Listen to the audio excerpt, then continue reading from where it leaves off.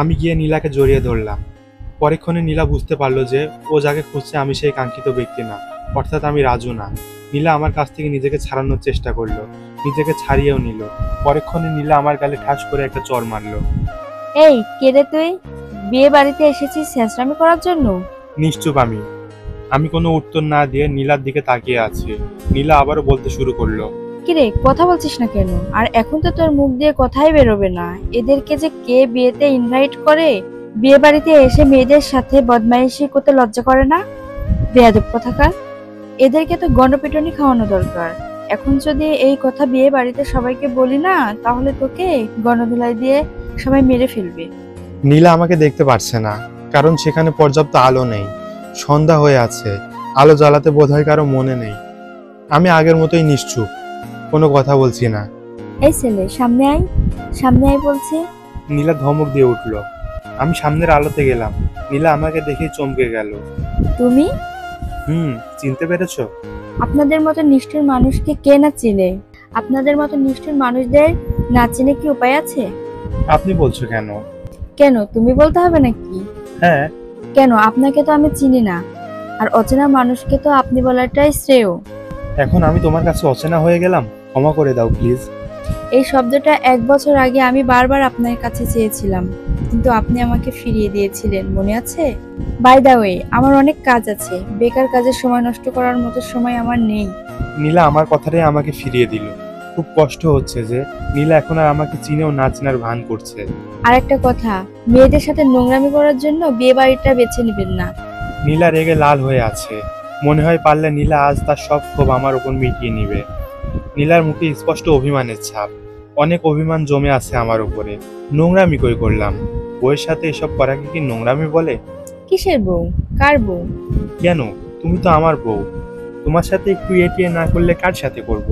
আপনি মনে হয় ভুলে গেছেন আদি সাহেব, যে আমাদের তো ডিভোর্স হয়ে গেছিল 1 বছর আগে। না, ভুলিনি। তবে ডিভোর্সটাও হয়নি এখনো।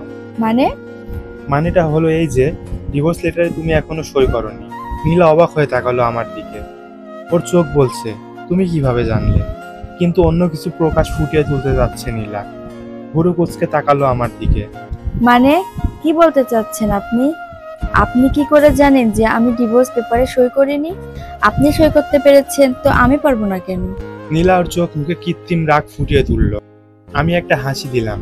আমার জানা আছে, তোমার সাথে 1 বছর 6 মাস সংসার করে এতটুকু জানতে পেরেছি যে আমি হিনা শূন্য তুমি।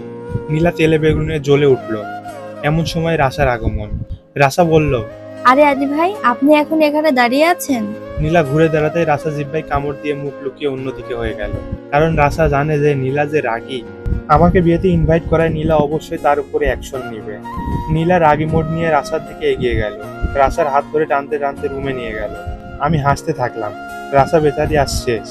আমি রুমের কাছে গিয়ে জানালা দিয়ে দেখলাম নীলা রাসাকে কথা শোনাচ্ছে, আর রাসা বেচারি মাথা নিচু করে কথাগুলো হজম করছে। আমি নিচে এলাম। নীলাকে তো দেখেই নিলাম, কিন্তু আমার মেয়েটাকে কিভাবে দেখবো? আর রাসা এই ব্যাপারে সাহায্য করবে না। এমনিতেই বেচারির পেট ফুলে গেছে। উঠোনে এসে একটা চেয়ার টেনে বসলাম। কিছুক্ষণ পরে রাসা নিচে এলো। আমি রাসার নাজেহাল অবস্থা দেখে হাসতে লাগলাম। হজম হলো? রাসার দিকে তাকিয়ে বললাম। রাসা তেড়ে আসলো আমার দিকে। রাসা বলল, আপনার জন্যই এত বকা খেতে হলো। দুলাভাইয়ের জন্য এটুকু করতেই এমন অবস্থা? না জানি পরে কি হবে। রাসা ধরফর করে বলল, না না বাবা, আমি আর আপনাকে সাহায্য করাই নেই। আচ্ছা চলুন সবার সাথে পরিচয় করিয়ে দেই। রাসা আমাকে উপরে নিয়ে গেল। সবার সাথে পরিচয় করিয়ে দিল নীলার স্বামী হিসেবে। আমি আবার নিচে এসে আমার মেয়েটাকে কিভাবে দেখা যায় তার প্ল্যান করছি। বিয়ের 2 দিন আগে গায়ে হলুদ, কারণ বিয়ের 1 দিন আগে বরের বাড়িতে বরের গায়ে হলুদ, তাই সেখানে কোনেদের সবার দাওয়াত আবশ্যক। আজ অবশ্য বররা সবাই এখানে আসবে। মানুষের খুব বেশি আনাগোনা। একটা বাচ্চাকে দেখতে পেলাম।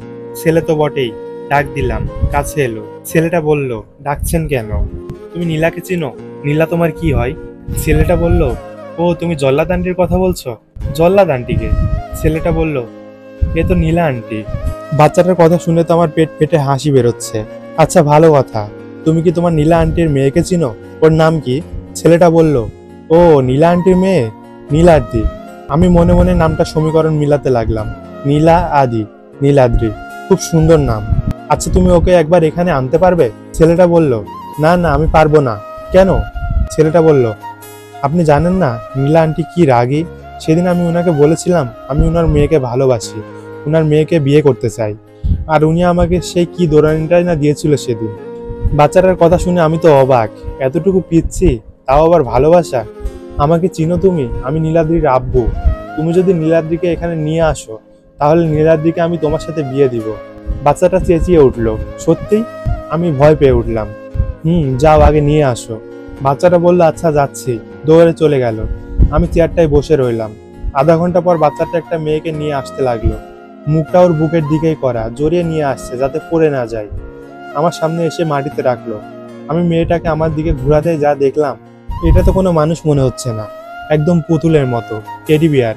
কি লম্বা চুল এই বয়সে, ছোট ছোট বেনি করা। নীলাদ্রি দাঁড়াতে পারে, কিছু কিছু হাঁটতেও পারে।